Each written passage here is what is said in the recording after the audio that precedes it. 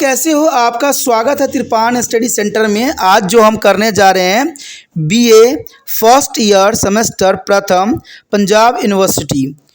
ये पंजाब यूनिवर्सिटी के जो है पंजाब का इतिहास और संस्कृति यानी history and culture of Punjab SCP ये सब्जेक्ट काफ़ी महत्वपूर्ण रहेगा।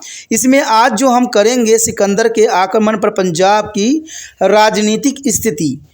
ये काफ़ी महत्वपूर्ण यहाँ पर टॉपिक रहने वाला है। इसमें हर बात पे जो है हम विस्तार पूर्वक एनालाइज करेंगे और जानेंगे हर एक पहलू, और ये भी जानेंगे कि सिकंदर के जो है राजनीतिक स्थिति में उसने किस तरह के जो है रूल रेगुलेशन अपनाए और इसकी हार कैसे हुई।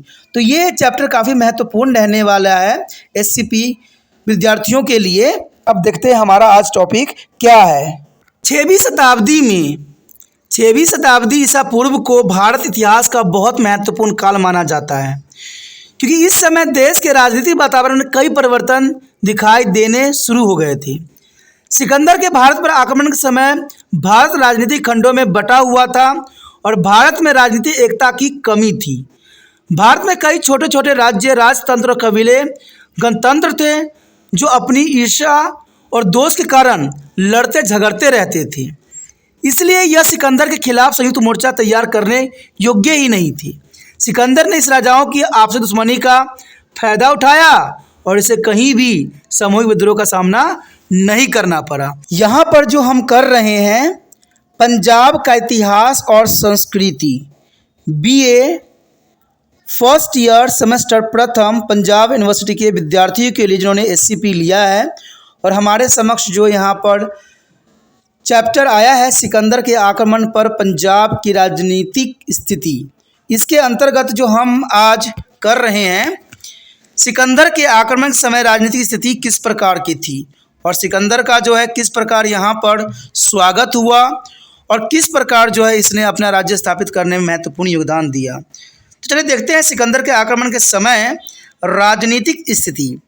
सबसे प्रथम तो बात आता है यहाँ पर महाजनपदों का उत्थान का, और ये 16 महाजनपद थे जो कि काफ़ी महत्वपूर्ण थे। वैदिक काल के अंतिम समय में भारत में राजनीतिक जीवन का एक महत्वपूर्ण अभिलक्षण देश के विभिन्न भागों में विस्तृत क्षेत्रीय राज्य का उत्थान था। यानी देखा जाए तो भारत के अलग अलग क्षेत्रों में अलग अलग क्षेत्रीय राजाओं का उत्थान था। हर एक क्षेत्र जो था किसी न किसी राजा के अधीन था, जिनका सत्ता के केंद्र नगर थे, और इस विस्तृत राज्यों को जो है महाजनपद के नाम से जाना जाता था। प्राचीन साहित्य में ऐसे 16 राज्यों का जिक्र है, जिनमें से प्रत्येक में बहुत सी जो है कुशक बस्तियां देखी गई, और ये लोग उस महाजनपद के प्रति वफादार थे जिसे वह संबंधित होते थे। यानी देखा जाए तो इसका एक मेन हेड होते थे और उसी के अंतर्गत ये सारे राज्य जो है कार्य करते थे। ये काफ़ी महत्वपूर्ण बात यहाँ रखा गया। देखा जाए तो ये वैदिक काल के अंतिम समय से ये राजनीतिक जीवन को अभिलक्षण को दर्शाया गया है, जहाँ पर केंद्र जो सत्ता का केंद्र होता था सिर्फ एक नगर ही होता था, और उसके अंतर्गत कई जो है महाजनपद होते थे, और वो महाजनपद के यहाँ पर नाम जो दिए हुए हैं वो काफ़ी महत्वपूर्ण हैं। अब यहाँ पर आप देख सकते हो कि यहाँ पर 16 महाजनपद जो आपके समक्ष आया है, इसमें अंग था, मगध था, काशी, कोशाल, वज्जी, मल्ल, छेदी, मत्स्य, पंचाल, कुरु, मत्स्य, सुरा, सेन और असाके, अम्बती, गंधार और कंबोज। ये काफ़ी महत्वपूर्ण यहाँ पर 16 महाजनपद थे जिनके अंतर्गत जो है इनका उत्थान हुआ। देखा जाए तो कहते हैं यह राज्य कई दशकों तक राजनीतिक सरदार के लिए लड़ते रहे। यानी देखा जाए तो ये राज्य सिर्फ अपने सरदारों के लिए लड़ते थे, और अंत में कमज़ोर राज्यों ने यह तो शक्तिशाली शासकों के सामने आत्मसमर्पण कर दिया या वे मिट गए। अंत में मत्स्य, वावदी और कोशाल और मगध के राज्य ही बचे रहे, क्योंकि ये राज्य काफ़ी मजबूत थे, काफ़ी महत्वपूर्ण भी थे। तो यहाँ पर साफ था कि देखिए राज्य जो थे अपने राजनीतिक सरदारों के लिए लड़ा करते थे, और जो कमज़ोर राज्य थे वो शक्तिशाली शासकों के सामने या तो आत्मसमर्पण कर देते थे या वो खत्म हो जाते थे। ऐसे करते करते सिर्फ 4 राज्य जो है जनपद ही बच गया। उसमें मत्स्य, अम्बती, कुशाल और मगध ही शेष बच गया। बाकी सब के सब जो थे तहस नहस हो गया या राज्यों में मिला लिया गया। अब इसी बात को हम अगर मैप में देखें, मानचित्र में देखें, तो काफ़ी महत्वपूर्ण रहेगा इन महाजनपदों को, जो आगे हमें मैप में देखने को मिलेगा। अब इस मैप में आप भली भांति देख सकते हो कि सारे राज्यों को जो है यहाँ पर दर्शाया गया है, चाहे कंबोज हो, चाहे आपका अम्बती हो, सारे आपको नज़र आ रहा होगा। और ये सब उस समय जो था 1600 BC के अंतर्गत ये महाजनपद थे और मैप कुछ इसी प्रकार से नज़र आ रहे थे उस समय। लेकिन देखा जाए तो ये काफ़ी महत्वपूर्ण बात थी। मैप में जो है पूरी चीज़ों को जो है साफ शब्दों में दिखाई गई है कि ये जनपद जो थे भारत के कई क्षेत्रों में फैले हुए थे।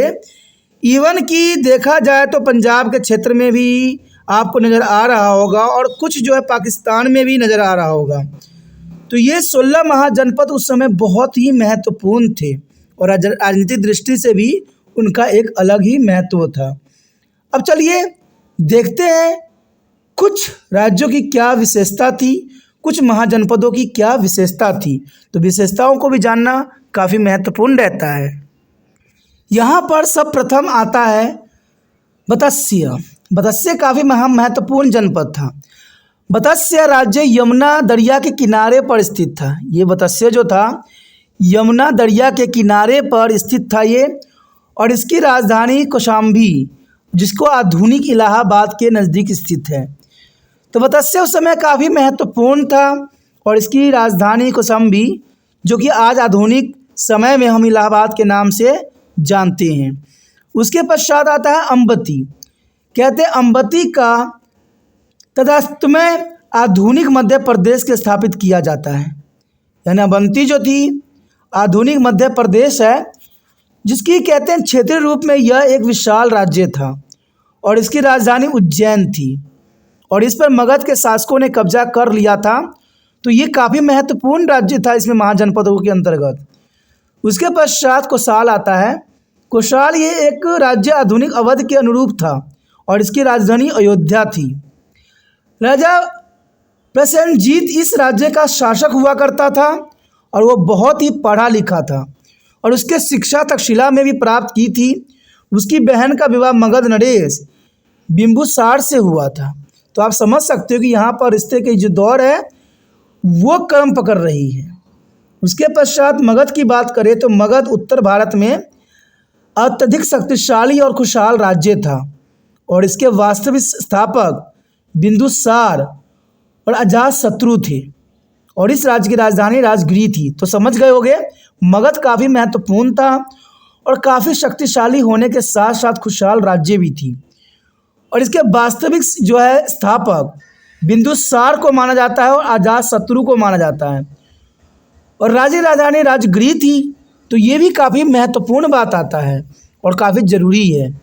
अब देखिए मगध का राज्य कौन था और अब मगध में कौन कौन से राज्य थे, तो ये काफ़ी महत्वपूर्ण बात रहेगी आगे। देखा जाए तो यहाँ पर मगध का राज्य यानी सबसे प्रथम है हर्यंका राजवंश। हर्यंका राजवंश में जो है मेन जो यहाँ पर व्यक्ति थे, एक तो बिंबुसार था, दूसरा अजातशत्रु और उसके पश्चात उदयन। ये काफ़ी महत्वपूर्ण थी मगध पर राज्य करने वाले राजवंश। उसके पश्चात आई शिशुनाग राजवंश। शिशुनाग राजवंश का सबसे प्रथम राजा जो था शिशुनाग था और काला अशोक भी जो है अगला शासक बना। उसके बाद नंद राजवंश का जो मेन था वो था महापद्म नंद और उसके बाद धनानंद। धनानंद बहुत ही क्रूर और बहुत ही महत्वाकांक्षी राजा था, जिसको चंद्रगुप्त मौर्य ने हरा के जो है नंद वंश की राज्य की समाप्ति किया और वहाँ से ही मौर्य वंश की स्थापना किया। उसके बारे में हम विस्तार पूर्वक आगे चर्चा करेंगे और काफ़ी महत्वपूर्ण रहने वाला है। मौर्य वंश की स्थापना। लेकिन जैसे कि हम अलेक्जेंडर के बारे में बात कर रहे हैं, यानी अलेक्जेंडर जो काफ़ी महत्वपूर्ण था और काफ़ी उसकी जो है सत्ता यहाँ पर मजबूत थी। ठीक है, कहते हैं अलेक्जेंडर यानी सिकंदर काफ़ी महत्वपूर्ण होने के साथ साथ शक्तिशाली भी था। तो चलिए उसके बारे में और कुछ विस्तार पूर्वक जानें। सिकंदर यानी अलेक्जेंडर के आक्रमण के समय मगध एक शक्तिशाली राज्य था। जब सिकंदर आक्रमण किया था उस समय मगध एक शक्तिशाली राज्य था, क्योंकि उसमें काफ़ी महत्वपूर्ण राजा जो है शासन करता था। बिंदुसार काफ़ी पावरफुल था और उत्तर भारत में राजनीतिक गतिविधियां का केंद्र था। सारे जो है गतिविधियां इसी क्षेत्र में होती थी। इसकी सीमाएं गंगा घाटी से लेकर सतलुज नदी के पूर्वी तट तक फैली हुई थी। और कहते हैं हर्यंका राजवंश, जो कि हर्यंका राजवंश उस समय शासन करता था। हर्यंका राजवंश का प्रथम व्यक्ति बिंदुसार था। कहते हैं मगध का पहला महत्वपूर्ण शासक बिंदुसार था, जो 547 से लेकर 495 BC तक राज्य किया। अब यहाँ पर आप देख रहे होंगे कि 547 से 495 यहाँ समय काल दिखाई गई है, उल्टी दिखाई गई है। तो दोस्तों ये BC है, BC में उल्टा चला जाता है। हम जो अभी चल रहे AD, ठीक है ना, तो उसमें सीधा चलेंगे और BC मतलब बैकवर्ड सेंचुरी, समझे, इसलिए यहाँ 547 से 495 है। तो ये समय काल था इसके राज्य करने का बिंदुसार का, और उसकी अपनी शक्तिशाली सेना थी। बिंदुसार का अपना सबसे अधिक और पावरफुल जो है सेना था। उसने वैवाहिक बंधनों के द्वारा अपनी शक्ति और प्रभाव को मजबूत दी थी। क्योंकि जर्नल सी बात है, यहाँ पर जो उसने ये महत्वाकांक्षा अपनाई थी वो काफ़ी महत्वपूर्ण था। क्योंकि देखा जाए तो ये महत्वपूर्ण इसलिए भी होता है क्योंकि जो यहाँ पर इसने कहते हैं विवाहिक संबंध स्थापित करके अपने शासन को मजबूत किया था। यानी जब भी वो कहीं युद्ध करने जाता, उस राजा के पुत्री से मैरिज कर लेता, शादी कर लेता और उस राज्य को अपने अधीन कर लेता। उसने प्रसन्नजीत की बहन कौशाल देवी से विवाह किया और दूसरी रानी प्रसिद्ध लिच्छवी सरदार की बेटी चलाना थी। तो आप समझ सकते हो, पहले विजय में जो है प्रसन्नजीत की बहन कौशाल से उसने विवाह किया और दूसरी रानी जो हुई बहुत प्रसिद्ध लिच्छवी, जिसका पुत्र जो है आगे शासन किया, वो काफ़ी महत्वपूर्ण था और वो सरदार की बेटी चलाना की थी। पंजाब के मदाना की बेटी खेमा उसकी तीसरी रानी थी और उसने बहुत ही से सैनिक अभियान भी चलाए और अपने साम्राज्य में नए क्षेत्र भी शामिल किए और बहुत से शासकों के साथ उसके मैत्रीपूर्ण संबंध भी स्थापित किए। तो ये काफ़ी महत्वपूर्ण बात थी जो है यहाँ पर बिंदुसार की तरक्की की। देखा जाए तो बिंदुसार जैन धर्म का परोपकार था। वह जैन धर्म का परोपकार था। उसकी मृत्यु बड़ी ही त्रासदिक थी, उसकी मृत्यु बहुत कष्टदायक थी और एक सोच से यह पता चलता है कि उसके पुत्र अजातशत्रु ने उसे भूखा मार दिया था। उसका पुत्र अपना अजातशत्रु ने बिंदुसार को जो है बुढ़ापा में भूखा ही उसको मार दिया, यानी भूख के चपेट में उसकी मृत्यु हुई। और अन्य सूत्र यह बताते हैं कि उसने विष निगल कर खुद को मार लिया था। अब देखिए उस समय की जो बात है वो पूरी तरह से नहीं है, किसी ने उसको भूखा मारने की बात कही गई, जो अजातशत्रु उसका पुत्र था उसने मारा, और किसी ने उसने कहा गया है कि उसने खुदकुशी कर ली विष पी के। उसका वारिस अजातशत्रु था जो कि 495 से लेकर 462 BC तक बना रहा, राज्य किया और विजय की नीति पर चलते हुए उसने अपने मामा कौशाल नरेश और प्रसन्नजीत के विरुद्ध जंग का बिगुल भी बजा दिया।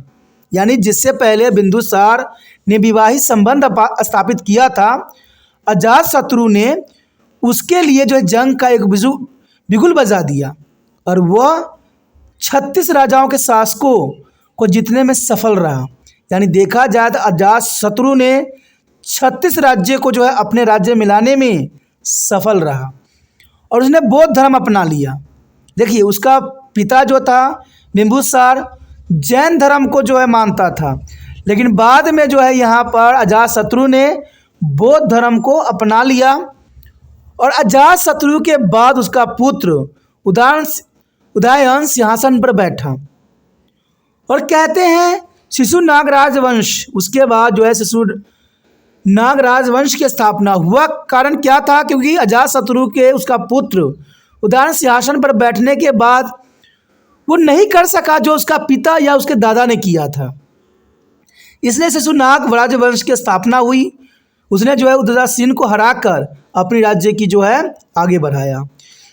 शिशुनाग ने अम्बती का विलय मगध के साथ किया और शिशुनाग के पश्चात हम शिशुनाग राजवंश के एक वारिस काल अशोक के बारे में भी जानते हैं। उसके पश्चात नंद राजवंश के स्थापक ने उसका वध कर दिया, यानी काल अशोक को जो है नंद राजवंश के स्थापक ने वध कर दिया। और नंद राजवंश का स्थापक कौन था? महापद्म नंद था। महापद्म नंद, जो कि काफ़ी महत्वपूर्ण था। नंद राजवंश का प्रथम जो राजा था महापद्म नंद था। कहते महापद्म नंद नंद राजवंश का एक शक्तिशाली शासक था और उसने जो है काल अशोक की जो है वध किया था। उसने विजय के द्वारा अपने राज्य का विस्तार भी किया और उसने उत्तरी भारत कई क्षेत्रीय राजवंशों को उखाड़ भी फेंका और उसने क्षेत्र का अपने राज्य में विलय भी किया। नंद राजवंश के पराक्रम से कुरु और पंचाल राज्य के भी उसके अधीन हो गए, यानी कई राज्य को जो है अपने अधीन करने में सफल रहा। नंदों को भारत के पहले साम्राज्य निर्माता होने का श्रेय भी दिया जाता है।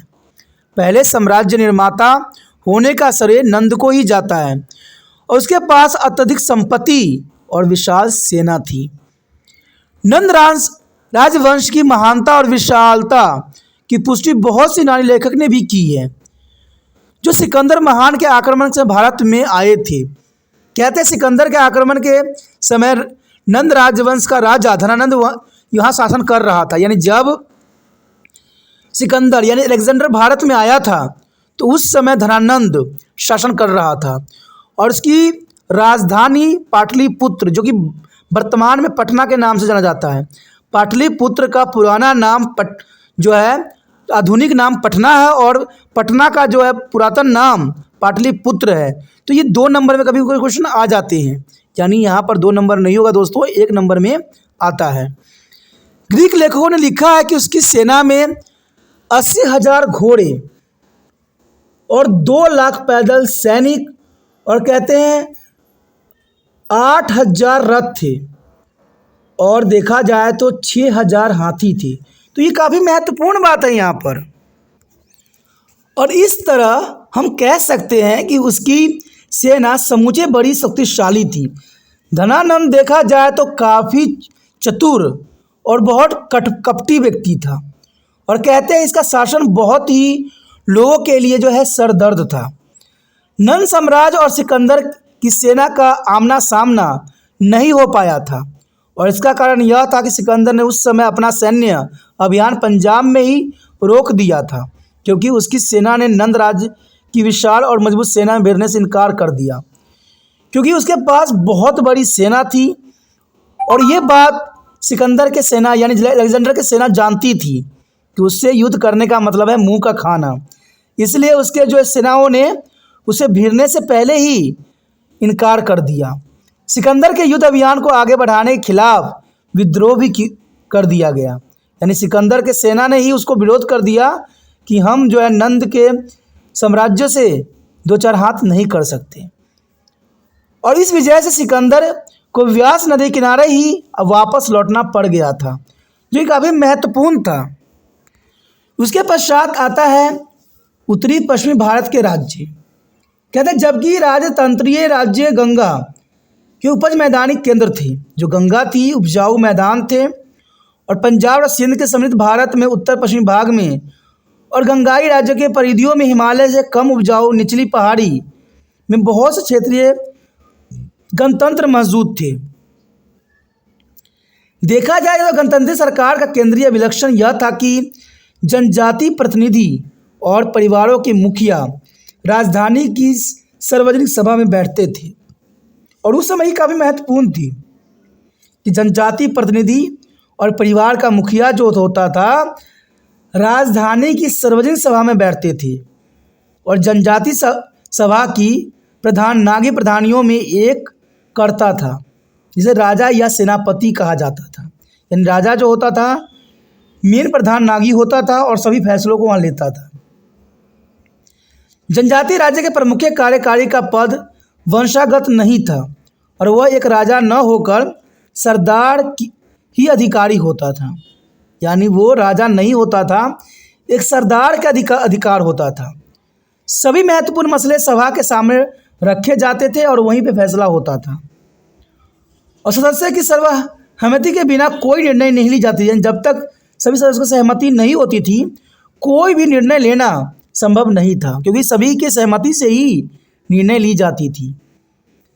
राजतंत्र की अनुपस्थिति का अर्थ यह बिल्कुल ही नहीं था कि शब्द को सही मायने में वहाँ राजतंत्र होता था। यानी देखा जाए तो वहाँ पर सच में राजतंत्र होती थी और वो गणतंत्र भी था।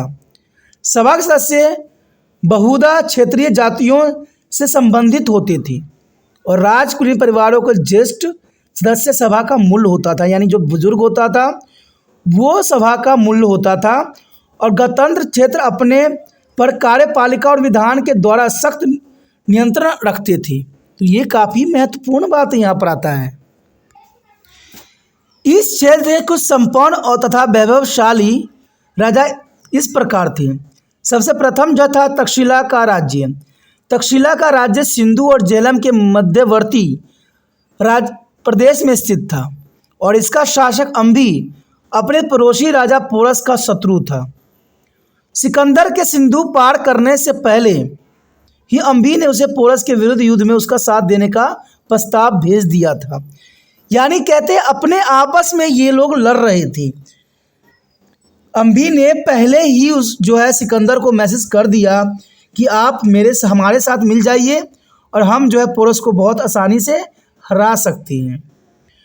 पोरस का राज्य जो था झेलम और चेनाब के मध्यवर्ती प्रदेशों में पोरस का राज्य था और पोरस के पास एक विशाल सेना थी जिसमें 50,000 पैदल सैनिक, 3,000 घोड़े और 1,000 रथ और 130 हाथियां थे। पोरस और अंबी की शत्रुता के कारण दो शक्तिशाली राज्य एक दूसरे के शत्रु बन बैठे थे, जिससे भारत की स्थिति खतरनाक हो गई थी। कहते हैं पोरस और अंबी की शत्रुता के कारण पूरे भारत की स्थिति खतरनाक स्थिति पैदा हो गई थी। छोटे पोरस का राज्य, कहते हैं यहाँ पर महत्वपूर्ण बात आती है। छोटे पोरस का राज्य चेनाब तथा रवि के मध्यवर्ती प्रदेश में छोटे पोरस का शासन था, जो कि पोरस का संबंधी था। उसे छोटा पोरस के नाम से जाना जाता था। उसके पश्चात आता है अभिसार का राज्य।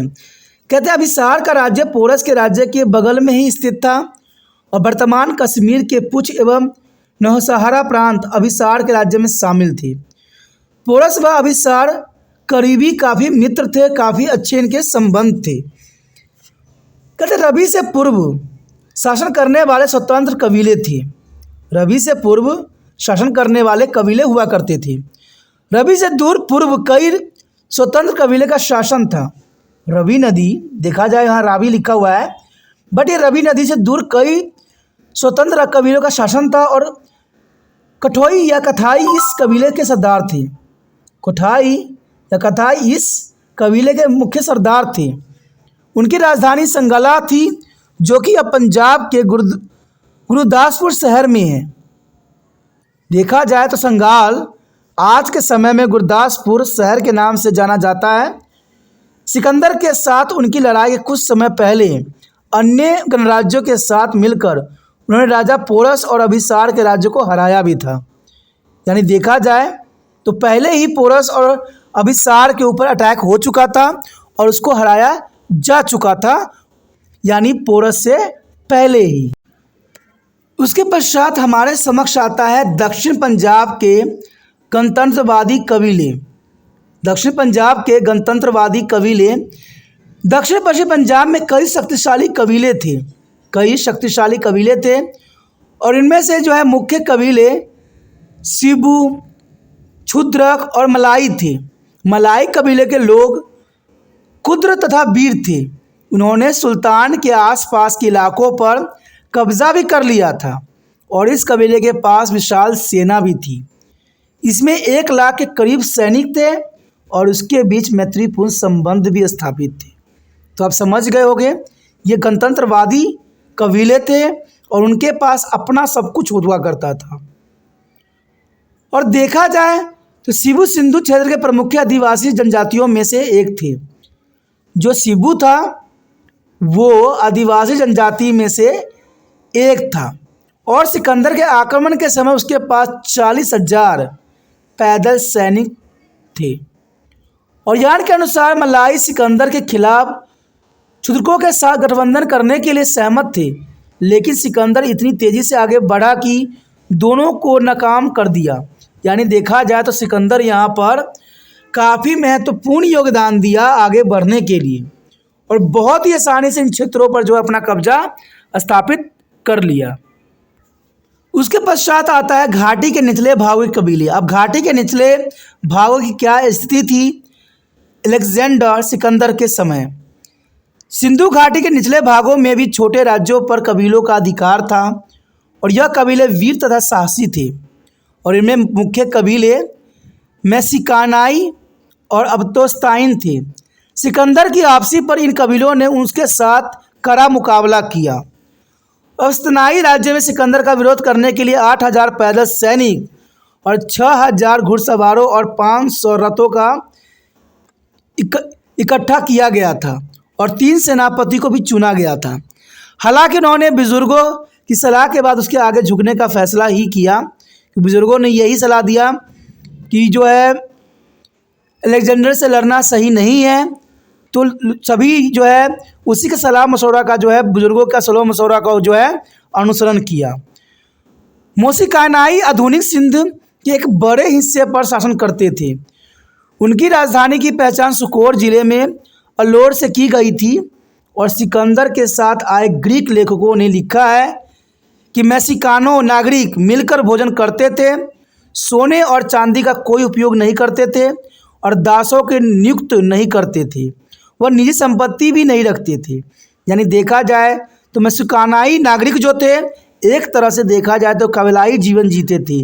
ना तो उनके पास सोना चांदी होता था और न उनके पास कोई दास होती थी और न ही उनके पास कोई निजी संपत्ति होती थी। उसके पश्चात हमारे समक्ष आता है राज्यों के मध्य एकता का भाव। उस समय भारत के राज्य के बीच कई संगठन या एकता नहीं थी कि वो आपस में मिलकर विदेशी आक्रमणकारियों का मुकाबला कर सकें। और ये भारत में हमेशा हुआ है कि दूसरे देश के लोग भारत पे आके अपना शासन स्थापित किए हैं, लेकिन भारत के लोग जो है आपस में ही लड़ते रहते हैं। और ये पुराने समय में भी होता था और आज के समय में भी होता है। आज आधुनिक युग में नेता आपस में जो है लड़ते रहते हैं, बात विवाद करते रहते हैं और एक दूसरे पर जो है ठिकरा छोड़ते रहते हैं। कहते हैं बल्कि ये सभी राज्य आपस में ही लड़ रहे थे और कहा जाता है कि सिकंदर के आक्रमण के समय भी तक्षशिला के राजा अंबी की अभिसार एवं पुरस से दुश्मनी थी।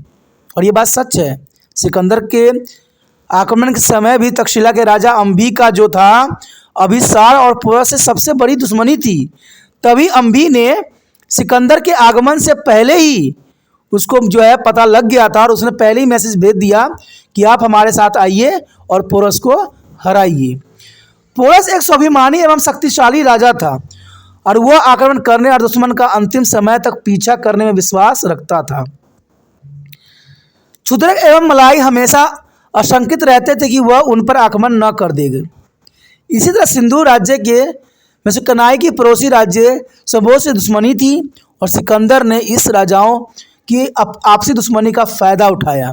क्योंकि कहते हैं ना, जब दो आपस में लड़ते हैं तो तीसरा बंदा फ़ायदा उठा के चला जाता है और वही हुआ। यहाँ पर दो राजाओं के युद्ध का जो है सिकंदर ने पूरा फ़ायदा उठाया और उसे कहीं भी सामूहिक विद्रोह का सामना नहीं करना पड़ा। कहते हैं जब आपस में आप लड़िएगा तो दूसरा व्यक्ति जो है ज़रूर फ़ायदा उठा लेगा। और ये सदैव ये बात का जो है अनुसरण रहना चाहिए कि आपसी लड़ाई कभी भी जो है पड़ोसी को भी पता ना चले। ये आज के लिए भी है और ये पुरातन समय के लिए भी ज्ञान की बात है। ठीक है, घर की बात घर में रहे, दूसरे को पता चलना भी नहीं चाहिए, नहीं तो वो व्यक्ति आपका जो है गलत फ़ायदा उठा सकता है और आपको जो है तहस नहस कर सकता है। कहते इतना बड़ा राजा अम्बी हो, पोरस हो, वो सब नष्ट हो गए तो हम तो सिर्फ आम नागरिक ही हैं। सिकंदर के आक्रमण पर पंजाब की राजनीतिक स्थिति, इसके अंतर्गत हमारा अगला जो टॉपिक आया है, अगला क्वेश्चन है, काफ़ी महत्वपूर्ण है कि सिकंदर के भारत पर आक्रमण का संक्षिप्त विवरण देना है और देश पर आक्रमण के लिए प्रेरित करने वाले कारणों का भी हमने यहाँ विश्लेषण करने हैं। तो वो कौन से कारण थे जिसके कारण सिकंदर ने भारत पर आक्रमण किया, तो ये काफ़ी महत्वपूर्ण बात यहाँ पर रहने वाला है। देखा जाए तो सिकंदर जो था मकदूनिया के राजा फिलिप्पी का पुत्र था। सिकंदर जो था राजा मकदूनिया के राजा फिलिप का पुत्र था, वह दुनिया के महान योद्धाओं में से एक माना जाता है। सिकंदर का जन्म 356 ईस्वी में हुआ था और प्राचीन यूनानी दार्शनिक अरस्तुत उनके शिक्षक थे, यानी अरस्तुत जो है उनके शिक्षक हुआ करते थे। तो आप समझ गए होंगे कि सिकंदर यानी सिकंदर अलेक्जेंडर जो था मकदूनिया के राजा फिलिप का पुत्र था और वह दुनिया के महान योद्धाओं में से एक था। कौन था? फिलिप जो था दुनिया के महान योद्धाओं में से एक था। उसका पुत्र सिकंदर जो कि अलेक्जेंडर के नाम से जाना जाता था। और इसका जन्म देखा जाए सिकंदर का तो 356 ईस्वी में हुआ था और प्राचीन यूनानी दार्शनिक अरस्तुत उनके शिक्षक थे, यानी अरस्तुत से उसने शिक्षा प्राप्त किया। किसने? सिकंदर ने।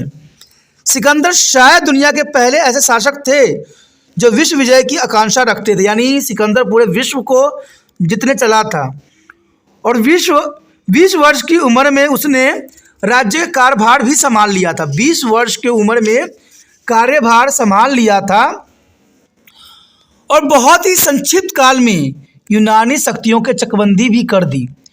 इसके बाद उसने ईरान, एशिया माइनर्स, सीरिया, मिस्र और तुर्की आदि देशों पर विजय भी प्राप्त किया। यानी देखा जाए तो सिकंदर बहुत ही कम उम्र में जो है दुनिया जीतने चला था और इसी विश्व विजय के आधार पर ही सिकंदर को सिकंदर महान के नाम से जाना जाता है। यानी क्योंकि वो दुनिया जीतने चला था, बहुत ही कम उम्र थी और इतने में ही उसने जो है पूरा दुनिया जीतने की आकांक्षा रखता था, इसलिए सिकंदर महान के नाम से जाना जाता है। सिकंदर ने 326 ईस्वी में भारत पर भी आक्रमण किया। 326 ईस्वी में सिकंदर ने भारत पर आक्रमण किया और भारत की मिट्टी पर आक्रमण करने वाला वह पहला यूनानी था। भारत पर आक्रमण करने वाला वो पहला यूनानी था। सिकंदर के आक्रमण के समय भारत की राजनीति, सामाजिक और धार्मिक और आर्थिक अवस्था का वर्णन हम कुछ इस प्रकार से देख सकते हैं जो काफ़ी महत्वपूर्ण रहेगा। सिकंदर के भारत पर आक्रमण के क्या कारण थे? बहुत सारे कारणों ने सिकंदर को भारत पर आक्रमण करने के लिए प्रेरित किया और उसके प्रमुख कारण यहाँ पर आपके समक्ष प्रस्तुत हुआ है जो कि काफ़ी महत्वपूर्ण है। कहते प्रथम तो बात यही थी कि विश्व विजय की आकांक्षा। अलेक्जेंडर की जो है एक ही ख्वाब थी कि वो विश्व को जो है हासिल करे।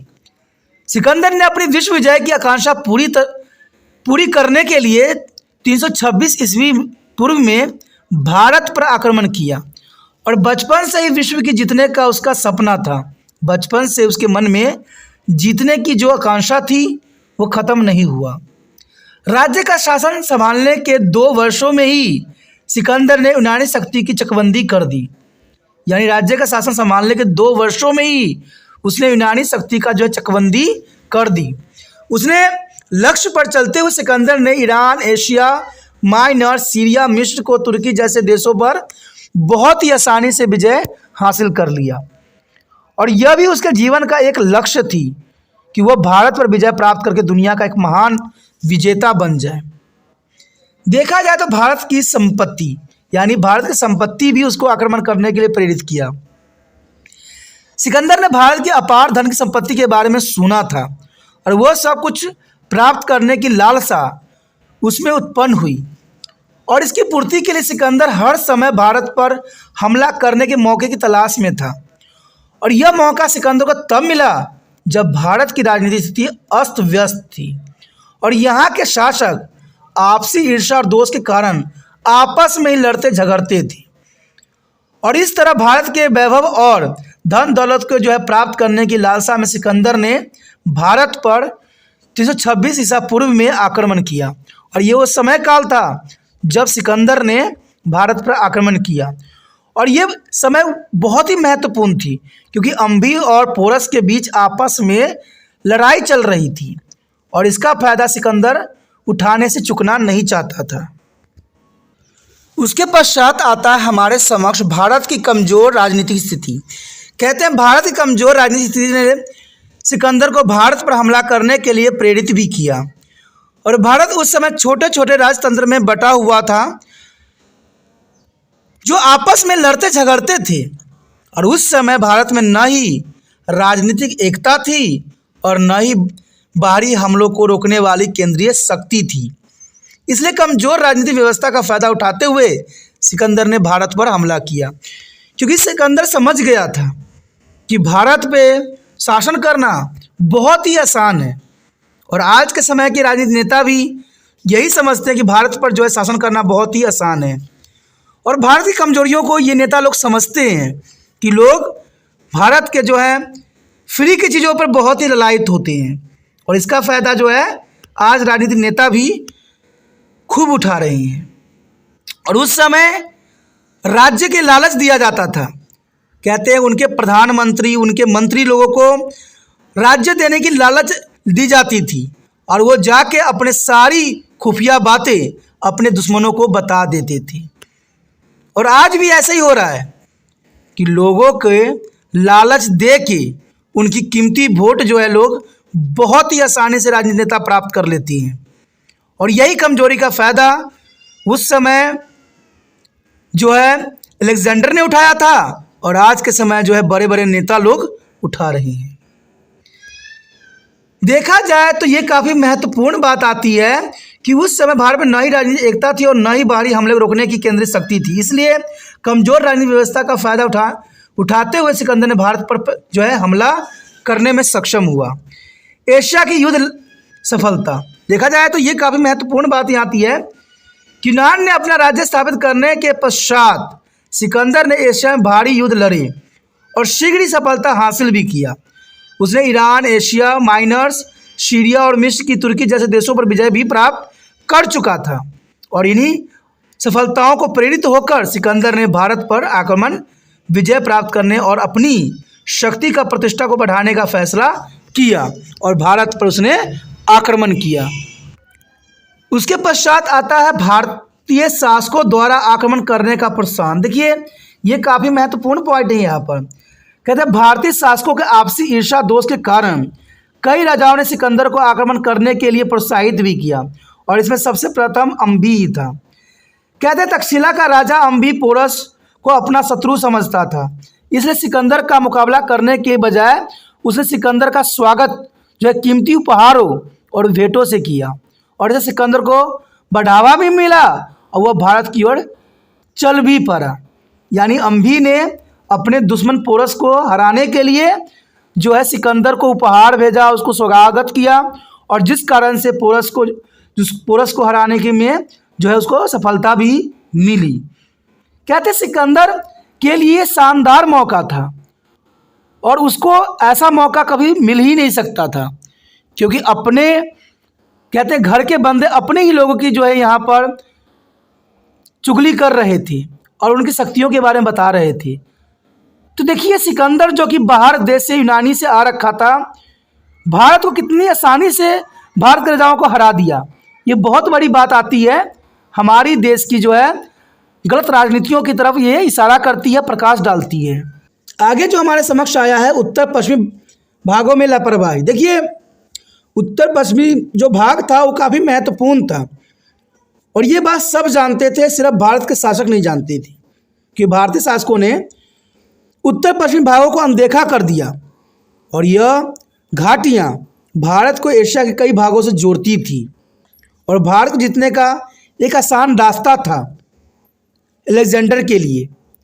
कहते अलेक्जेंडर के लिए सबसे बड़ा सुनहरा मौका था कि भारतीय शासकों ने उत्तर पश्चिमी भागों को जो है अनदेखा किया और वहीं से उसने प्रवेश भी किया। उत्तर पश्चिमी घाटियों की तरफ लापरवाही देखकर सिकंदर को भारत का जीतना आसान लगा, इसलिए उसने भारत की ओर अपनी कूच कर दी। उसके पश्चात आता है भारतीय राजाओं में राजनीतिक दूरदर्शिता का अभाव। भारतीय राजाओं में राजनीतिक दूरदर्शिता की काफ़ी कमी थी। उन्होंने कभी भी ये जानने की कोशिश नहीं किया कि उनकी सीमा पार देशों में क्या हो रहे हैं। यानी कहते हैं दोस्तों, अगर आप अपने बारे में जानते हो तो दूसरे लोगों के बारे में भी जानना आपकी बहुत ज़रूरी रहता है, लेकिन भारतीय राजाओं ने ऐसा नहीं किया। उनको जो है कहते हैं अलेक्जेंडर की शक्ति के बारे में एहसास ही नहीं था। अगर उनको पता होता तो शायद जो है सिकंदर भारत पे जो है हमला नहीं करता, और इसलिए वो राजनीतिक गतिविधियों तथा युद्धों को नए तरीके जानने से वंचित रह गए। और भारतीय राजाओं में जो है युद्ध की कलाओं की बहुत कमी थी, युद्ध लड़ने की जो है तकनीक बहुत कम थी, और यहाँ पर सिकंदर ने हराया और आगे चल के बाबर ने हराया। कहते हैं अपने घर में अगर शांति नहीं रहेगा, अपने घर में आप लड़ते झगड़ते रहोगे तो ऐसे ही आएंगे विदेशी और भारत को लूट के लेके चले जाएंगे। और ये उस समय में भी हुआ था और ये आज भी होगा, और इससे हमें कुछ ज्ञान शिक्षा लेने की आवश्यकता है। अगर हम अब भी समझदार नहीं बने तो जर्नल सी बात है, आज अमेरिका भी बहुत पावरफुल कंट्री है, और भी कहते चाइना भी अपने आप को कुछ कम नहीं है, और उनको भारत पर आक्रमण करना कोई दुष्कर्म कार्य नहीं है। और यहाँ के नेताओं को ये बात समझना चाहिए और अपने रूल रेगुलेशन से आगे जो है देश को बढ़ाने की रखना चाहिए। सभी राजनीतिक नेता में एकता होने की बात होनी चाहिए, लेकिन आज एकता तो दूर की बात है, लोग तो एक दूसरे की शक्ल भी देखना पसंद नहीं करती हैं। सिकंदर ने भारतीय राजाओं की इसी कमी का भरपूर फायदा उठाया और अपने विजय की आकांक्षा को पूरा करने के लिए वो भारत पर आक्रमण कर दिया। उसके पश्चात आता है भौगोलिक सूचना पाने की अभिलाषा। कहते हैं सिकंदर भारत पर आक्रमण का एक प्रमुख कारण यह भी था कि वो भारत की भौगोलिक स्थिति के बारे में जानने की इच्छुक था कि भारत किस तरह के देश है। सिकंदर के मुख्य साथियों में से अरिस्तोबुलस एक था जो भौगोलिक रुचियां रखता था और उसकी सेवाओं पर सिकंदर को पूर्ण विश्वास भी था, और वह उसे भारत की भौगोलिक जानकारी पाना चाहता था। और एशिया और मिस्र के कई देशों पर विजय प्राप्त करने के पश्चात सिकंदर ने 326 ईसा पूर्व में भारत की ओर बढ़ा। उसके पश्चात हमारे समक्ष आता है 326 ईसा पूर्व में सिकंदर का भारत पर आक्रमण। ईरान के बाद 326 ईसा पूर्व में भारत सिकंदर के आक्रमण का शिकार हुआ, और सबसे पहले सिकंदर ने सिंधु के उस पार शासन करने वाले कबीलों को एक एक करके पराजित किया। यानी सबसे पहले सिकंदर ने उस पार शासन करने वाले कबीलों को एक एक करके पराजित किया, और अर्किनोइस के शक्तिशाली कबीलों ने अपनी राजधानी मसागा को बचाने के लिए कड़ा मुकाबला भी किया, परंतु उन्हें पराजय का ही मुंह देखना पड़ा। और इसके पश्चात सिकंदर ने अटक से 16 किलोमीटर दूर ओहिंद नामक स्थान पर नावों का पुल बनाकर सिंधु नदी को पार किया। देखिए, नावों का जो है पुल बनाकर जो है सिंधु नदी को पार किया और तक्षशिला की ओर कूच किया। ये उसकी कुशलता का सबसे बड़ा परिचालक था। तक्षशिला के राजा अंबी ने कुछ मील दूर आक्रमणकारी सिकंदर का स्वागत कीमती तोहफों से किया, क्योंकि हमारे देश में ऐसा रहता है, हम दुश्मनों को बहुत ही स्वागत करते हैं। और यहीं पे अंबी के राजा ने भी, अंबी ने तक्षशिला के जो राजा था उसने भी ऐसा ही किया। अंबी अपने पड़ोसी राजा पोरस का कट्टर शत्रु था, इसलिए उसने सिकंदर को पोरस पर आक्रमण करने के लिए उकसाया, और इस तरह अंबी देशद्रोही साबित हुआ। सिकंदर एक महीना तक्षशिला में रहा और अपने राजदूत द्वारा पोरस को अधीनता स्वीकार करने का संदेश भी भेजा, परंतु स्वाभिमानी पोरस ने सिकंदर का आतिथ्य स्वीकार करने का प्रस्ताव ठुकरा दिया, और पोरस ने झेलम नदी के किनारे अपनी विशाल सेना खड़ी कर दी और युद्ध की तैयारी आरंभ हो गई। तो ये कहते हैं कुछ राजा स्वाभिमानी भी थे जो किसी से हारने वाले नहीं था। उसमें पोरस का भी बहुत काफी महत्वपूर्ण स्थान आता है। अब कड़ी की मैदान में सिकंदर का पोरस से युद्ध। कहते हैं कड़ी का जो मैदान था वहां पर सिकंदर और पोरस से युद्ध हुआ। पोरस का उत्तर पाकर सिकंदर झेलम नदी के किनारे पहुंचा, जहां नदी के किनारे पर पोरस अपनी विशाल सेना सहित डेरा डाले बैठा था। नदी में बाढ़ के कारण इस पार करना संभव था, यानी देखा जाए तो संभव था, क्योंकि नदी में बाढ़ आ रखी थी और इसे पार करना संभव था। तो इसलिए उसने एक रात घोर अंधेरे में जो है मूसलाधार वर्षा हो रही थी, उसी रात जो है भोर में अंधेरे में मूसलाधार वर्षा हो रही थी। सिकंदर ने कुछ मील उत्तर की ओर जाकर एक कम चौड़े स्थान से नदी को पार किया, और ये उसकी कहते हैं रणनीति का सबसे महत्वपूर्ण पार्ट था। देखा जाए तो यहाँ सिकंदर ने बहुत ही चालाकी का जो है सबूत दिया कि इस मूसलाधार बारिश का उसने पूरा फायदा उठाया। क्योंकि नदी में बाढ़ आ चुकी थी, इसलिए उसने उस रास्ते को चुना जहाँ पर कम चौड़ाई थी, तो उसको उसने बहुत आसानी से पार कर लिया। पोरस ने अपने एक पुत्र की सैनिक टुकड़ियों के साथ सिकंदर को आक्रमण के रोकने के लिए भेजा, परंतु वह सफल नहीं हुआ और युद्ध में ही मारा गया। और इस बीच सिकंदर की शेष सेना की झेलम की पार करके कड़ी के मैदान में पहुंच गई। कड़ी के मैदान में पोरस की सेना ने वीर और साहस से युद्ध किया, परंतु सिकंदर की विजय हुई।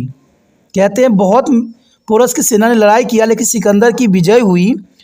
6.5 फुट लंबा पोरस, 6.5 जो है फुट लंबा पोरस था, जो कि एक महान योद्धा और एक प्रतिष्ठित और वैभवशाली शासक था। अंत तक लड़ता रहा और पोरस को घायल अवस्था में बंदी बनाकर सिकंदर के सामने लाया गया। तो सिकंदर ने पोरस से पूछा, तुम्हारा साथ कैसा व्यवहार किया जाए? पोरस ने बड़ी वीरता के उत्तर दिया, जैसे एक राजा दूसरे राजा से करता है। इस साहसी उत्तर से सिकंदर बहुत प्रसन्न हुआ और उसने उसका राज्य वापस लौटा दिया, और इस प्रकार पोरस और अम्बी के बीच फूट का सिकंदर ने पूरा लाभ उठाया।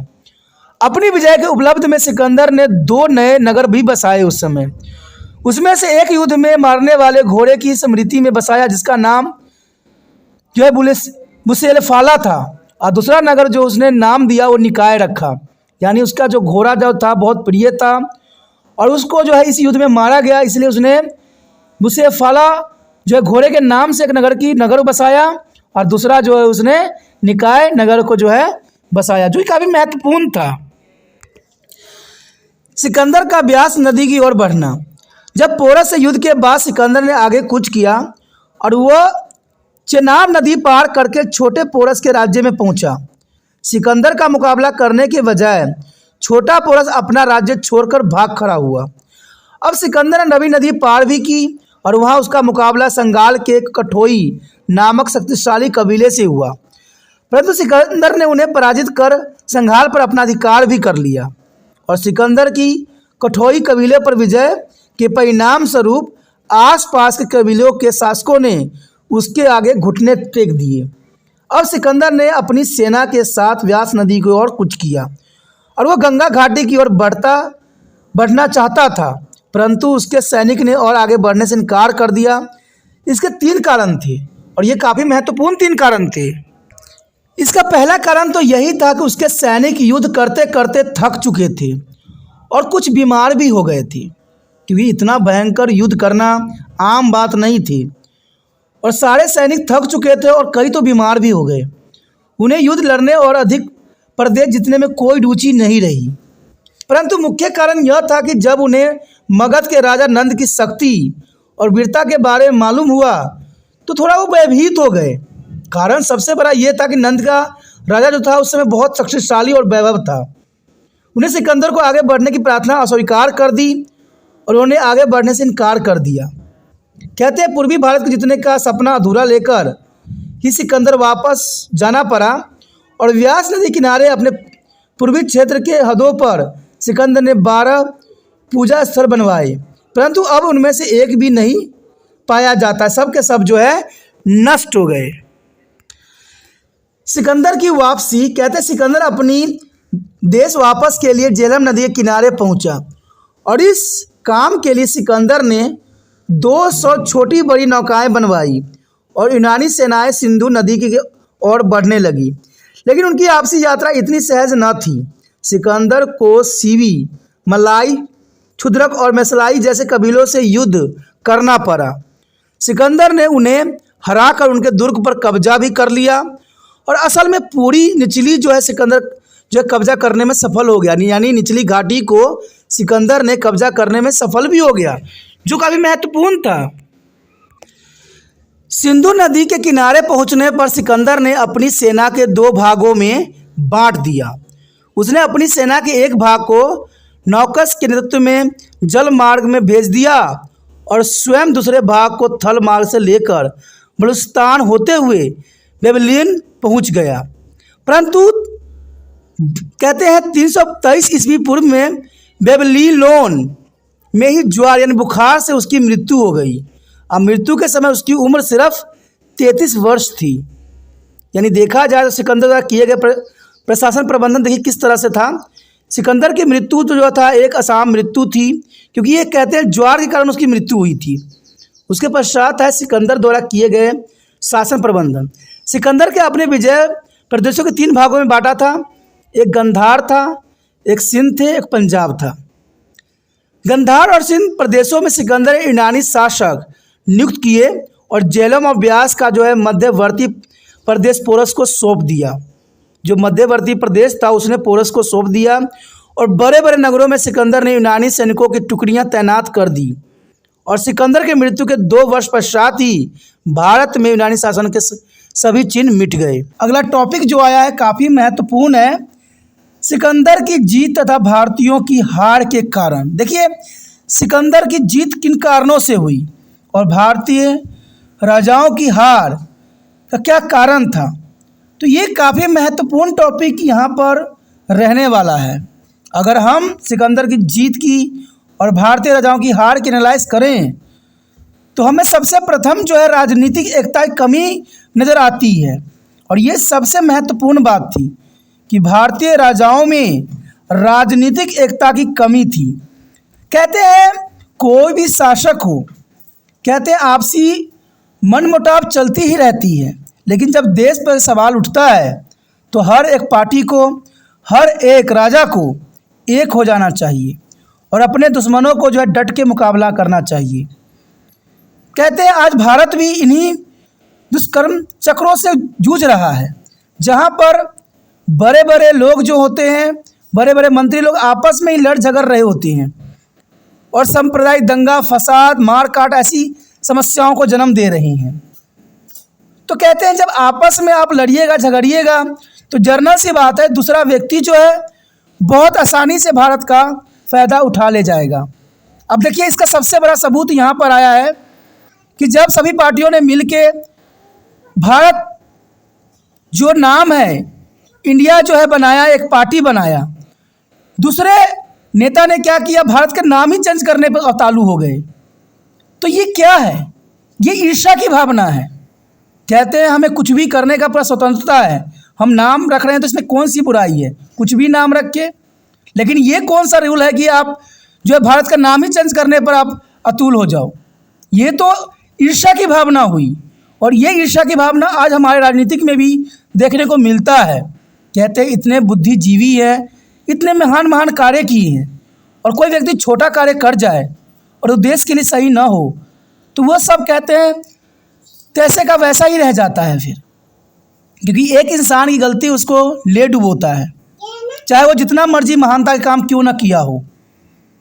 तो यही बात यहाँ पर आता है कि भारतीय राजा, पोरस जैसे राजा, अंबी जैसे राजा इतने शक्तिशाली और कहते हैं धरानंद के शासनकाल में इतने शासन होने के पश्चात भी यहाँ पर सिकंदर भारत पर आक्रमण किया और भारत पर जीत हासिल की।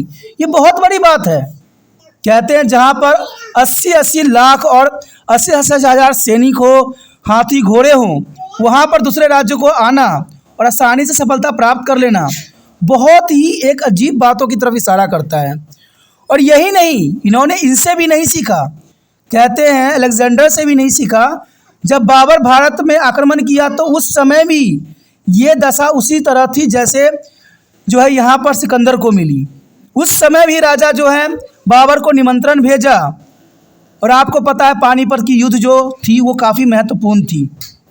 तो यहाँ पर देखा जाए तो समस्या वैसा का तैसा ही रहता है। लोग शिक्षा नहीं लेते हैं इतिहास से कि ऐसी गलती करेंगे तो हमारा देश जो है बर्बाद हो जाएगा। सिर्फ अपना हम की भावना दिखाते हैं कि हम आपसे बड़े हैं। अरे भाई, बड़ा यहाँ पर कोई नहीं है। सिंपल सी बात है, आप जो है भारत के नेता हो और आपको जनता ने चुन के भेजा है, तो आपका भारत के प्रतिनिधि करें, ना कि आपसी रंजिश में जो है भारत को बर्बाद करें और भारत को तहस नहस करें। तो यहाँ पर राजनीति एकता की सबसे बड़ी कमी नज़र आई, और इसका फ़ायदा सिकंदर ने बहुत ही आसानी से, और उसके साथ जो है बाबर जब भारत में आया था तो उसने भी बहुत आसानी से जो है यहाँ के राजाओं को कुचल के अपनी शासन व्यवस्था जो है कायम कर सका। तो सिकंदर का जो जीत यहाँ पर होती है, देखिए 22 साल की उम्र में से शासन करना शुरू किया था। 22 साल, जो कि बहुत काफ़ी कम उम्र था। कहते हैं 20 साल की उम्र में शासन में बैठा और 22 साल की उम्र में कई राज्यों पर उसने अपना अधिकार कर लिया। उसके बाद जब जीत हासिल किया तो उसको भारत की लालसा जो पहले से ही बनी हुई थी, वो लालसा और भी मजबूत हो गई। और जब वहाँ पर पता चला कि यहाँ पर अम्भी और पोरस के बीच आपसी रंजिश है, आपसी शत्रुता है, तो इसका पोरस ने भरपूर फायदा उठाया। और सबसे बड़ी बात तो ये है कि अम्भी ने बहुमूल्य उपहारों से जो है यहाँ पर अलेक्जेंडर का स्वागत किया और पोरस के खिलाफ जो है उसको भड़काया और उसे युद्ध करने के लिए जो है उसको प्रेरित किया और उसको साथ भी दिया युद्ध में। यानी अपना घर के जो राजा है अपने ही घर को बर्बाद करने को अतुल हो गए। और इससे क्या परिणाम निकला कि यहाँ पर अलेक्जेंडर कई क्षेत्रों में अधिकार करने में सफल हो गया। कहते हैं अगर उसके सैनिक थके हुए नहीं होते और उसकी मृत्यु नहीं होती तो भारत में वो दोबारा आता और पूरे भारत पे अपना कब्जा हासिल कर सकता था। और 33 वर्ष की मृत्यु के कारण उसने जो है अपनी पूरी शासन व्यवस्था को यहाँ पर स्थापित न कर सका। लेकिन देखा जाए तो एक बात तो साबित यहाँ पर कर ही दिया कि यहाँ पर जो है राजनीतिक एकता की कमी, सिकंदर के आक्रमण के समय भारत में राजनीतिक एकता की कमी थी और भारत छोटे छोटे प्रदेशों में बटा हुआ था और यह प्रदेश आपसी ईर्ष्या और दोष के कारण आपस में ही लड़ते झगड़ते रहते थे। आपसी ईर्ष्या के कारण वे किसी भी विदेशी आक्रमणकारी से टक्कर लेने के लिए एक संयुक्त मोर्चा तैयार करने में योग्य नहीं थे। कहते हैं जब आपस में आप लड़िएगा तो विदेशियों से कैसे मुकाबला कीजिएगा। और आज भी वही हो रहा है। विदेशी कंपनी भारत में जो है अपनी पैठ बनाती चली जा रही है और भारतीय अर्थव्यवस्था को कमज़ोर करती चली जा रही है। और ये शायद बड़े बड़े बुद्धिजीवी को ये बात समझ नहीं आ रहा है कि भारतीय अर्थव्यवस्था कमज़ोर होती जा रही है, क्योंकि जर्नल सी बात है, ये साफ है और बड़े बड़े एनालाइजर यही बात कहेंगे। कहते हैं कभी किसी की बातों का जो है हमें तूती नहीं करना चाहिए। कहते हैं आज हमें संयुक्त मोर्चा तैयार करने की ज़रूरत है और जो विदेशी चीज़ें हम इस्तेमाल कर रहे हैं, विदेशी चीज़ें जो हमारे देश में इन्वेस्ट कर रहे हैं और हमारे देश को खोखला करने की विचारधारा से यहाँ व्यापार कर रहे हैं, वो हमारे देश के लिए कमज़ोर कड़ी साबित होगी। और ये बात कहते सिकंदर के समय काल में भी हुई और बाबर के समय काल में भी हुई और अंग्रेज़ के समय काल में भी यही देखने को मिला। कहते हैं ये 3 कालों से हमने कुछ भी शिक्षा नहीं लिया और आज भी हम वही रणनीति अपना रहे हैं जो उस समय देखा जाए तो अंग्रेज़ों ने नीति का अनुसरण करवाया और वही जो कहते सिकंदर ने करवाया और बाबर ने जो नीति सोचा वही कार्य आज हम करते चले जा रहे हैं। और वो कमजोरियाँ हमारे लिए जो है आगे चल के बहुत बड़ा जो है सुरक्षा के लिए एक खतरा पैदा करेगा, क्योंकि भारत जैसे मर्जी हो, भारत जो है एक अलग देश है, ये विभिन्नताओं से भरा हुआ देश है और यहाँ पर सभी नेताओं को आपसी सहयोग विचारों से भारत के जो है प्रतिनिधि करना चाहिए, क्योंकि उनका भी कई क्षेत्रों में अपना प्रतिनिधि होते हैं और कई राज्य से वो भी चुने हुए होते हैं। तो जर्नल सी बात है, आप सही रास्ते पे जो है भारत को आगे बढ़ाइए, नहीं तो भारत फिर से वही जो है कुछ चक्र में फंसेगा जो पहले हम 3 दशकों में देख चुके हैं। भारत की कमज़ोर राजनीतिक स्थिति का सिकंदर ने भरपूर फ़ायदा उठाया और शासकों के आपसी झगड़े और सिकंदर की सफलता का कारण भी बना, क्योंकि आपसी झगड़ों में सिकंदर ने पूरी अपनी जो है रोटी सेक ली। राजा पोरस और तक्षशिला के शासक अम्भी की आपसी शत्रुता के कारण सिकंदर के लिए भारत पर विजय प्राप्त करने और भी आसान हो गया, क्योंकि दोनों आपस में लड़ रहे थे। और अम्बी ने यहाँ तक कि सिकंदर को जो है स्वागत भी किया, बड़े बड़े बहुमूल्य वस्तु दे के उसने स्वागत किया। तो ये राजनीतिक एकता की कमी काफ़ी महत्वपूर्ण पॉइंट था सिकंदर के जीत के लिए और भारतीय राजाओं की हार के लिए। उसके पश्चात हमारे समक्ष आता है सिकंदर का श्रेष्ठ नेतृत्व। जैसा कि मैं बता चुका हूं कि सिकंदर भारत पे आक्रमण करने से पहले कई क्षेत्रों पर विजय हासिल कर चुका था और ये उसके लिए सबसे बड़ी जो थी बात थी। जब उसने कई क्षेत्रों पर जीत हासिल कर लिया तब जाके वो भारत पर जो है ललायित हुआ। और उस समय भारत की जो कंडीशन थी वो उसके फेवर में था, क्योंकि यहाँ पर आपसी संघर्ष चालू था और ये बहुत बड़ी बात थी। और पहली बार यूनानी जो है व्यक्ति ने भारत पर जो है अपना शासन लागू करने में सफल हुआ। कहते हैं अगर सिकंदर की 33 वर्ष के उपरांत मृत्यु नहीं होती तो सिकंदर भारत में दोबारा आता और पूरे भारत को अपने कब्जे में करने में सफल होता। कहते सिकंदर का सबसे बड़ा इसका कारण था सर्वश्रेष्ठ नेतृत्व। सिकंदर की भारत पर सफलता का मुख्य कारण उसका श्रेष्ठ नेतृत्व था। सिकंदर एक होशियार सेनापति था जिसने भारत में आने से पहले कई युद्ध लड़े और उसमें विजय भी प्राप्त उसने किया। अब वह बहादुर, साहसी, निपुण और वीर था और दुनिया का सबसे महान विजेता भी था। वह युद्ध लड़ने के पश्चिमी तरीकों से पूरी तरह परिचित था और इन तरीकों का उसने भारत में इस्तेमाल भी किया और युद्ध भी जीता। तो वो सब सिकंदर का श्रेष्ठ नेतृत्व था और भारतीय राजाओं का जो है कायरता था। कहते भारतीय राजाएं कमज़ोर नहीं थी, लेकिन आपसी संघर्षों के कारण वो खोखला और कमज़ोर होता चला गया, जो कि काफ़ी महत्वपूर्ण बात यहाँ आता है। उसके पश्चात आता है यूनानी सैनिकों में अनुशासन। देखिए ये भी बहुत काफ़ी महत्वपूर्ण है कि एक व्यक्ति कोई युद्ध नहीं जीत सकता। यहाँ पर सैनिक का अनुशासन होना काफ़ी महत्वपूर्ण था। जैसे आपने देखा भी सुना भी होगा कि बाबर के 10,000 सेना ने जो है 1 लाख भारतीय सेना पर भारी पड़ गया और अपना जो है राज्य स्थापित करने में बाबर सफल हुआ। तो इसका कारण था नेतृत्व।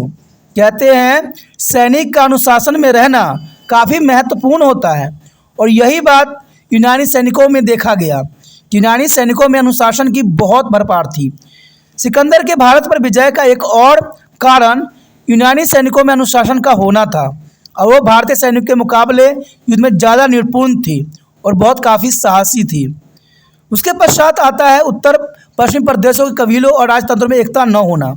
कहते हैं एकता की पाठ हमने बचपन से पढ़ा है कि एकता में बल है, लेकिन भारतीय राजाओं ने कभी भी एकता की बल पर विश्वास नहीं किया, जिसके कारण जो है कई बार जो है भारत गुलामी की दास्तां में गुजरा और दूसरे शासक ने यहाँ पर आके शासन किया।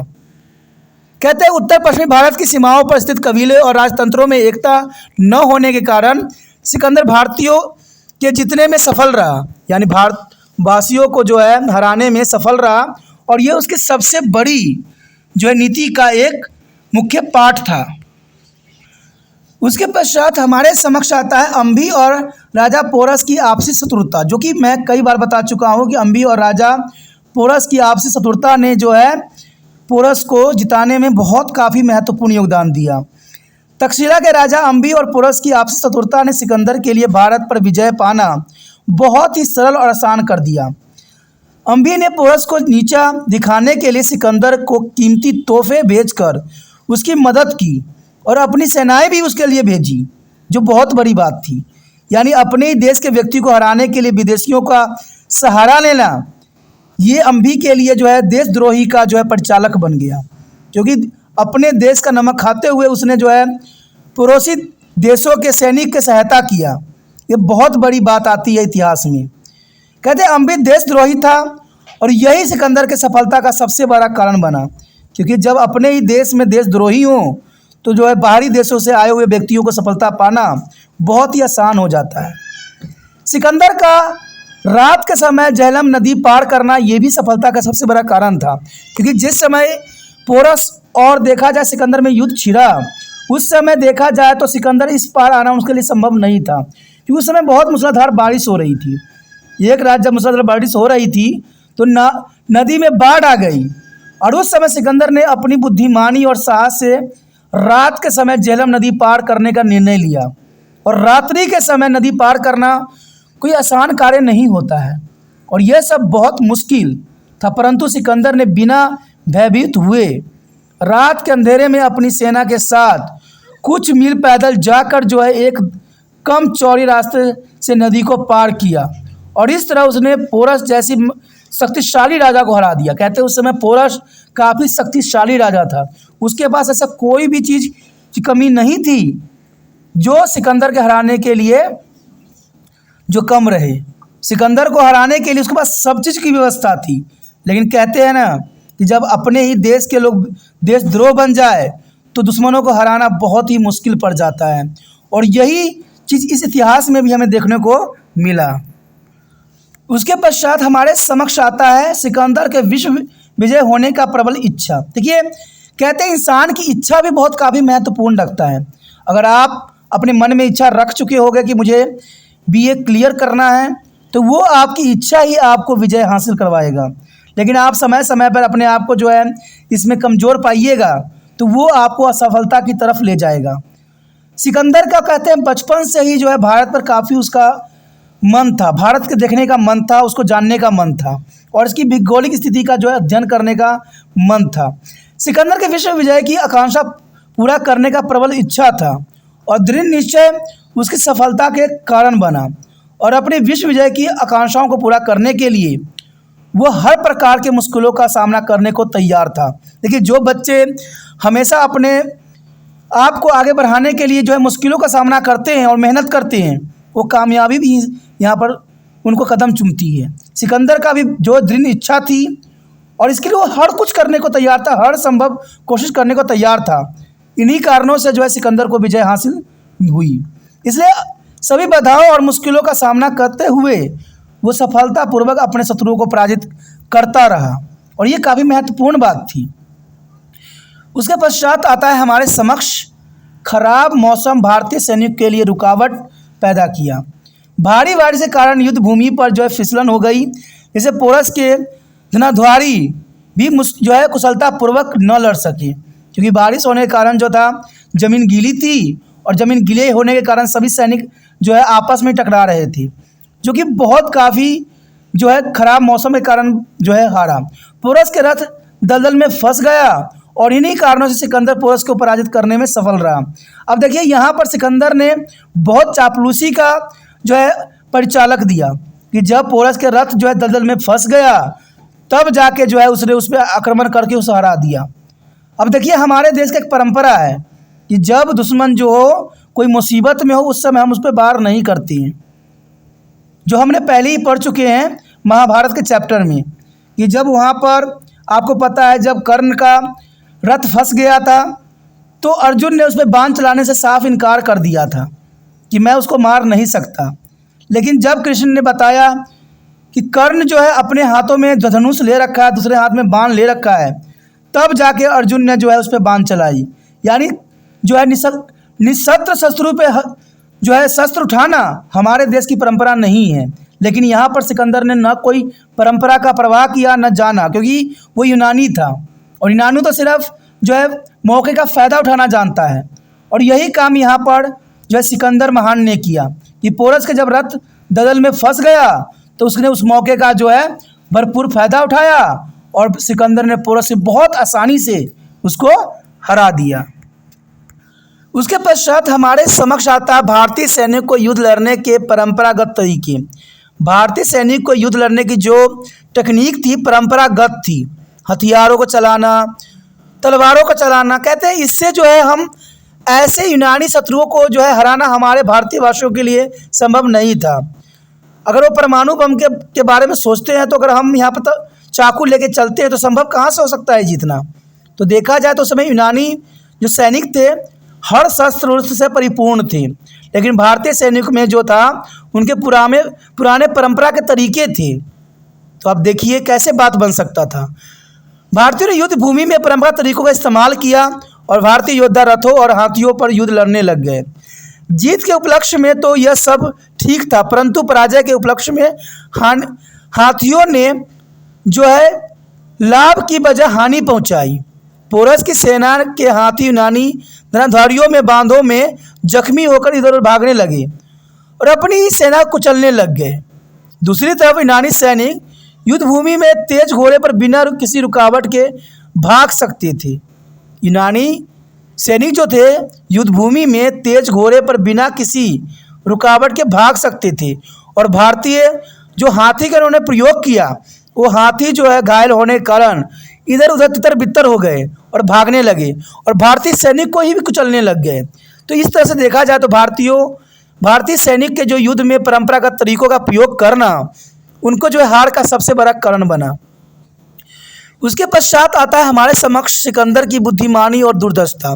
सिकंदर एक साहसी और सफल सेनापति था और एक दूरदर्शी कूटनीतिज्ञ भी था और वह जानता था कि विजय प्रदेशों पर यूनानी शासन होने पर विद्रोह भड़केगा, इसलिए उसने अम्बी और पोरस को आपसी मित्रता करवा दी और विजय प्रदेशों को अम्बी और पोरस को अभिभार में विभाजित कर दिया।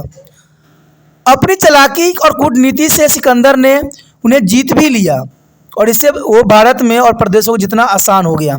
तो यहाँ पर देखा जाए तो सिकंदर की बुद्धिमानी और दूरदर्शिता थी। बेशकली अगर हम बात यहाँ पर करें कि इसको आपस जाना पड़ गया सिकंदर को, तो इसका कारण जनरल सी बात था कि उसके जो है सिर्फ यहाँ पर 19 महीने ही व्यतीत किए। तो देखा जाए तो सिकंदर ने सिर्फ 19 महीने ही भारत में व्यतीत किए, जिसके कारण उसके सैनिक युद्ध करते करते थक चुके थे और वो बीमार भी हो गए और उन्हें युद्ध लड़ने और अधिक प्रदेश जीतने में कोई रुचि नहीं दिखाई। परंतु मुख्य कारण ये भी बना कि जब उन्हें मगध के राजा नंद की शक्ति और वीरता के बारे में पता चला, जो कि आपको पता होगा कि धनानंद था उसका सबसे आखिरी वंशज, जिसको जो है चंद्रगुप्त मौर्य ने हरा के जो है अपना शासन की स्थापना किया। लेकिन नंद जो था बहुत शक्तिशाली और बहुत ही कामयाब राजा था। उसकी महानता की जो बातें सुनी सैनिकों ने, उसके बाद उसने युद्ध करने से साफ इनकार कर दिया और इसके कारण जो है युद्ध को अधूरा छोड़ के सिकंदर को वापस अपना देश लौटना पड़ा। और कहते हैं लौटने के तुरंत उपरांत उसको बुखार हुआ और उसकी मृत्यु हो गई। तो कहते हैं 33 साल की उम्र में मृत्यु होना बहुत ही दुष्कर्म बात है, बहुत ही हैरानी वाली बात है। लेकिन फिर भी देखा जाए अगर वो जीवित रहता तो दोबारा भारत पर आक्रमण करता और भारत के सभी प्रदेशों को जीत लेता। तो दोस्तों ये काफ़ी महत्वपूर्ण स्टोरी थी, बहुत काफ़ी महत्वपूर्ण। यहाँ पर मैंने कहानियों की तरह आपको समझाने की कोशिश किया। ठीक, अगर इन बातों को अच्छे से समझते हो, बार बार वीडियो देखते हो, तो जनरल सी बात है, करत करत अभ्यास है जरमती हो सुजान रस्सी अबद जात तो सिल पे परत निशान। और बार बार आप कोशिश करोगे, बार बार वीडियो देखोगे, तो जनरल सी बात है ये सारी बातें आपको बहुत ही आसानी से याद हो जाएगा और मुंह पे रट जाएगा। क्योंकि बार बार करने से, बार बार कोशिश करने से ही जो चींटी भी पहाड़ चढ़ जाती है। तो आप तो सिंपल सा किताब है, इसको याद क्यों नहीं कर सकते? तो बार बार कोशिश कीजिए, बार बार जो है दूसरे बच्चों तक इस वीडियो को पहुंचाने में त्रिपाण सेंटर का हेल्प कीजिए, जितना हो सके शेयर कीजिए। क्योंकि शेयर कीजिएगा तो क्या पता वो शेयर आपके ही काम आ जाए। कभी कभी होता है कि आपके आगे जो बच्चा बैठता है वो भी त्रिपाण सेंटर के साथ जुड़ा हुआ होता है, आप भी जुड़े हुए होते हो, और आप का पेपर जो होता है वही चीज़ याद करते हो जो वो भी वही याद करता है। कोई पॉइंट अगर आप भूल जाते हो तो वो भी बच्चा आपका है सहायक साबित हो सकता है। तो ये काफ़ी महत्वपूर्ण बात है यहाँ पर। इसलिए त्रिपाण सेंटर कहता है कि सहायता कीजिए दूसरे बच्चों का, आपका सहायता स्वयं ही हो जाएगा। क्योंकि कहते हैं ना, दूसरे का जो मदद करता है उसका कोई ना कोई रूप में स्वयं ही मदद हो जाता है। तो आप जितना हो सके इस वीडियो को शेयर करने की भावना मन से नहीं निकलना चाहिए। पहली बार मेरे चैनल पे आए हो, पहली बार वीडियो देख रहे हो, तो जर्नल सी बात है दोस्तों, चैनल को सब्सक्राइब कर लीजिए। तो सब्सक्राइब कीजिएगा तभी जो है अगला वीडियो का नोटिफिकेशन भी आपको प्राप्त हो सकेगा। अगर आप सब्सक्राइब करके नहीं रखते हो तो आप उन सारे वीडियो से अनभिज्ञ रह जाइएगा। तो सोचिए नहीं, विचार न कीजिए। जो सब्सक्राइब का बटन आपको नजर आ रहा है, रेड दिख रहा है, उसको दबाइए और त्रिपाण सेंटर के साथ जुड़ जाइए।